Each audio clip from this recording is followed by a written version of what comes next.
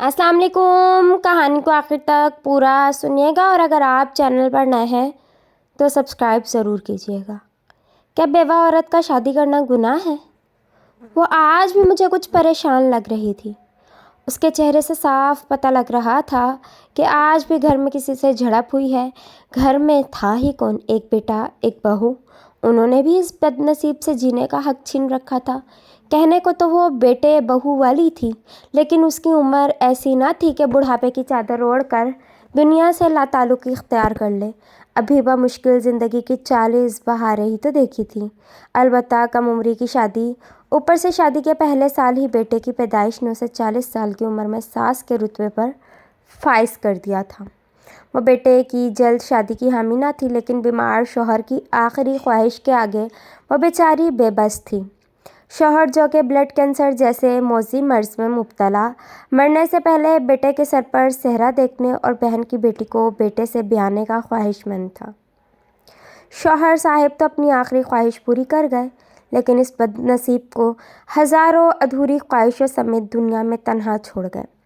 आज जब मुनीर अहमद फ़र्ज़ी नाम जैसा सुलझा हुआ इंसान उसकी ज़िंदगी में शामिल होना चाहता है, उसे बेवकी की सफ़ेद चादर से निकालकर सुहागन की रंगीन चादर में ढांपना चाहता है, तो खूनी रिश्ते उसे इन खुशियों में से सबसे बड़ी रुकावट बने हुए हैं। बेटे बहू का कहना है कि माँ के ऐसा करने से वो मुआशरे में किसी को मुँह दिखाने के काबिल नहीं रहेंगे। दोस्त यार अजीज़ व अकारीब क्या कहेंगे? ज़माना तरह तरह की बातें करेगा, हम पर थू थू करेगा। लिहाजा माशरती तकाज़ा यही है कि वो ख़ुद को बेवकी की सफ़ेद चादर में ढांपे रखे, अपनी ख्वाहिशों का गला घोंटकर ऐसे अफराद पर मुश्तमिल मुआशरे की ताबेदारी करे जहाँ एक बड़ी उम्र की बेवा को ज़ना करने की इजाज़त तो है, लेकिन निकाह करने की नहीं। ये किसी एक घर की कहानी नहीं, पूरे बड़े सगीर का अलमिया है, और ना ही यह किसी ऐसे मज़हब के मानने वालों की दास्तान है जहाँ बीवी को शौहर की शोलों में लिपटी लाश के साथ आग में झोंक दिया जाता है। ये तो एक ऐसे मज़हब से जुड़े लोगों की कहानी है जो ख़ुसूसी तौर पर ख़वातीन के इस्तेहसाली निज़ाम को दफन करके मर्द और औरत की तफरीक को ख़त्म करने आया था। वो मज़हब जिसने मुआशरे में औरत के हर किरदार को ना सिर्फ तहफ़्फ़ुज़ फराहम किया, बल्कि उसकी इज़्ज़त व तौक़ीर में इजाफ़े का बाइस भी बना, पस्ती से उठाकर उसके रुतबे को बुलंद किया। लेकिन आज हमारा मुआशरा औरत ज़ात को उसी बुलंदी से छलांग लगाकर वापस पस्ती में गर्क होने पर मजबूर कर रहा है। न जाने क्यों उसे इज़्ज़त की ज़िंदगी गुजारने के बजाय गुनाहों में धकेलने पर बज़िद है, जबकि कुरान करीम में बेवाओं के हवाले से वाज़िह अहकामात हैं और ख़ुसूसी तौर पर बेवाओं से निकाह का हुक्म दिया गया है। अल्लाह रब्बुल इज़्ज़त कुरान पाक में फरमाते हैं, और जिनके खामन गुजर जाएँ वो इद्दत गुजारे 4 माह 10 दिन और उसके दौरान कोई निकाह का पैगाम ना भेजे और ना ही रिश्ता तय करे जब तक कि इद्दत पूरी ना हो जाए, और उसके बाद चाहे तो निकाह कर ले। जनाब नबी हज़रत मोहम्मद सल्लल्लाहु अलैहि वसल्लम की अज़वाज मुतहरात को देखें तो अक्सरियत बेवाओं की मिलेंगी, जिसकी बेहतरीन मिसाल हज़रत खदीजतुल कुबरा रज़ियल्लाहु अन्हा है। जबकि एक रवायत में है कि जनाब नबी करीम सल्लल्लाहु अलैहि वसल्लम से निकाह के वक्त हज़रत खदीजा रज़ियल्लाहु अन्हा के 3 बच्चे भी थे। एक जगह हदीस मुबारका में है कि बेवा अगर शादी करना चाहे तो उसे कोई ना रोके, और अगर ना करना चाहे तो उस पर कोई ज़ोर ज़बरदस्ती नहीं है।